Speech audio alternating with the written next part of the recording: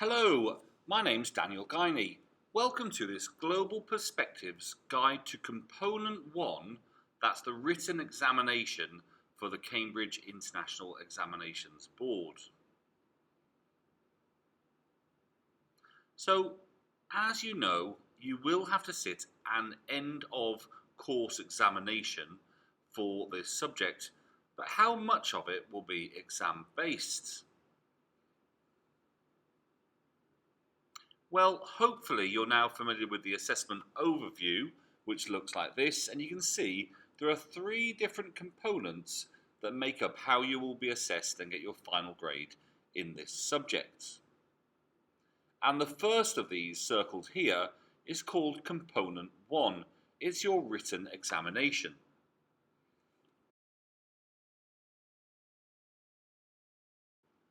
Okay, let's zoom in a little bit and see what it says about Component 1. First off, you can see here that it's worth 35% of your overall grade. So whilst it is important, it's only about a third of your total grades. You shouldn't be too worried about the examination. When you sit the examination, you will be scored out of 70 marks. So a little bit later in this tutorial, we'll talk to you about how you can hit highly on the mark scheme. On your examination, there will be 4 compulsory questions, and these will be drawn from a list of 8 different topics. And obviously, because this is an exam, it will be externally assessed by an examiner. Your 4 questions will all be about sources. And the sources you're given will be about one topic, and they will showcase a range of perspectives, personal, local, national, and global. Not this kind of source. So, what exactly will your exam topic be? We can't say for sure, but we know it will be one of the following 8. Demographic change, that's population, education, employment, fuel and energy, globalization, law and criminality, migration, and transport systems. So one of these will be the focus of your examination paper.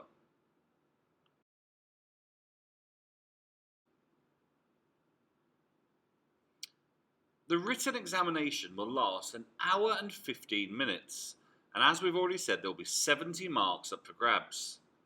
It's important to know the paper tests you on your skills, not your knowledge, so you don't really need to revise for this paper. But you should expect to see source material and answer 4 main questions, each with subsections. And your questions will require you to analyse, think, evaluate, and develop a line of reasoning, skills you've worked on for the last 2 years. So let's now run through some of the key issues that we've hopefully spoken about and know about from within the given topics that could be on your exam. First up then, you could have an exam with sources and questions about demographic change.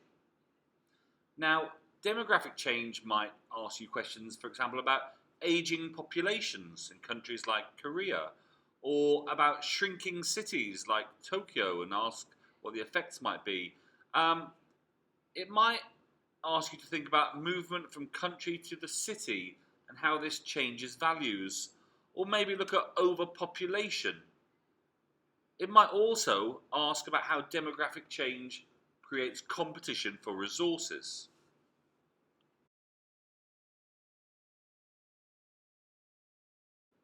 Then again, your examination could have sources and questions about education. Issues within this include things like, well, should education be free for all, or is there a place for private education? How might technology change education in the future? Does education ever serve political means? How should schools and universities be governed and inspected? And what explains the differences between different ethnic groups and the gender imbalance in results and achievement?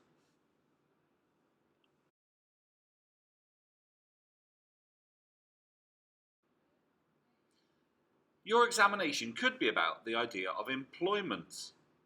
Issues within this might include bullying in the workplace or health and well-being in the workplace, the changing nature of the modern workforce and different sectors that people work in, retirement and ageism in the workplace, the pensions crisis, the impact of mechanisation on employment in the future. All of these could be issues that could come up if employment is your topic for the examination. Another topic that could arise might be fuel and energy. Issues here might relate to do we have an over-reliance on fossil fuels, and what is the damage this is causing to our environment? Is there an argument in favour of sustainable energy? What are the pros and cons of clean energy, things like solar power and wind farms? Who are NIMBYs, not in my backyards, and what are their perspectives on wind farms? Is there an argument in favour of nuclear power plants, and is there an argument against them? The questions and sources on your exam could be about the idea of globalisation. Issues that might arise here include loss of cultural identity through what's known as Coca-Colanisation. What are the benefits of a global market? Food and air miles. What's the impact on local farming and fisheries? How much truth is there that we are in a shrinking world? Americanization, pros and cons.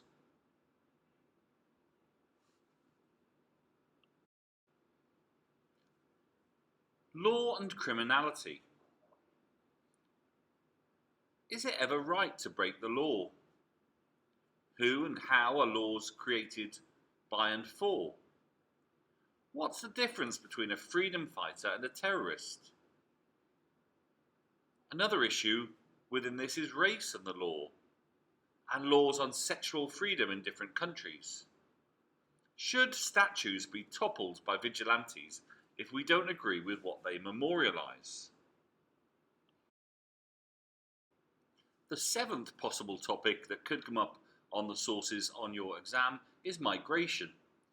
Issues within this include what are the social, economic and political reasons that people migrate? What is the impact and what are the consequences of various diasporas across the world? What has the impact of migration been on the concept of family? Do walls work? What should good governance look like when it comes to migration? Finally then, you may on your exam be asked about transport systems. Issues within this include what will future trends be for transport and how will technology affect it? How is transportation involved with the political world? How does transportation impact on the environment?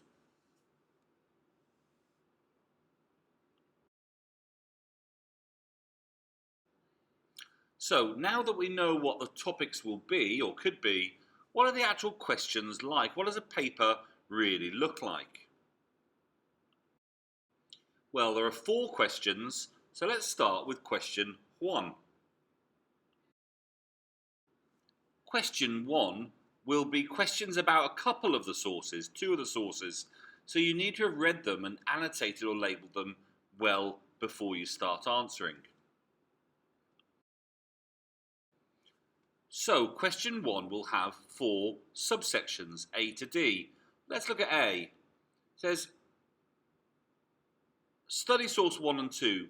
Identify how many children had no access to primary education in a given year. Well, we can look at the source, and it's pretty straightforward. Once you've read it, we can identify the correct answer here. You can see it says 91% of children attended primary school, but 57 million still had no access to primary education. So the bit circled, 57 million, is the piece of knowledge you need to score the mark for this question. It's really simple.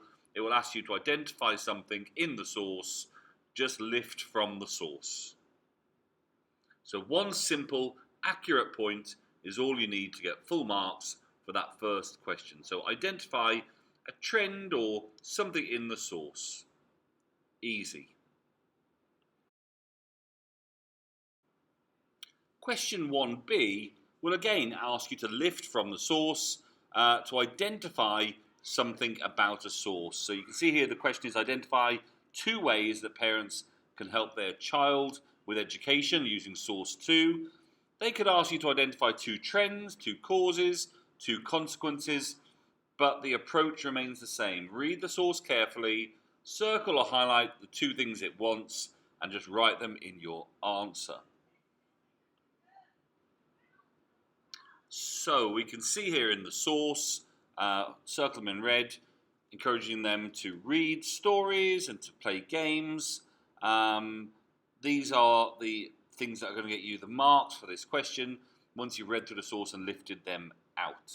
So answers must come from the source, not your own knowledge. Really easy, 2 marks, identify 2 things in the source. Answer the question. Okay, it's been really easy so far with 1A and B. Gets a bit harder for C and D. C will ask you to explain something, and so too will 1D. So you can see here for 1C, which effect of good education do you think is most important and why? Explain why. So we're going to look at the source and read through. It's called The Benefits of Education. And you can see here circled in red, they're actually giving you the answers. As I've said, education gives you more productive employees and means you can fill important roles and become informed and active citizens. So they've given you a choice of things that you can develop. You need to offer 1 developed or 3 undeveloped points to hit the 3 marks here. So explain your opinion. What do you think is the most important on this question? Okay, so if you do that, you should be doing really well by the time you got to 1C. You're explaining your opinion and trying to write me a developed paragraph or 3 less developed points. Which brings us nicely to question 1D, which will also ask for an explanation of something. The question given here as an example is explain why the provision of good education is an important national issue. So that's a fair explanation question. So again, we're going to read the source, source 3, which is a political speech about education in India, so that's the nation. And again, you can see here, highlighted in red, they've given you the answers. Well, children get better qualifications. No parent wants to have old buildings. They should be able to read and write. So again, you just need to explain them in your own words and really develop the point. So you're probably looking at 2 paragraphs of well-developed points which explicitly answer the question and explain something. So develop those points in your own words to score highly and get the full 6 marks here. Okay, time to explore question 2 of the 4 questions that will be on your exam paper. Question 2s will ask you to question claims or knowledge which is offered in the 4 sources. So part A here will ask you to evaluate the strengths and weaknesses of an argument, and in this case it's worth 6 marks. So you can see here the question is study source 3, education is of great importance, what are the strengths and weaknesses of this argument? To score highly here, you need to present a clear and reasoned argument, giving 2 or more developed issues or 4 undeveloped points, but aim for 2 good paragraphs. Evaluation should be focused on evidence and how it supports the claim, and you should give an overall opinion. If you do, you'll be hitting full or near full marks.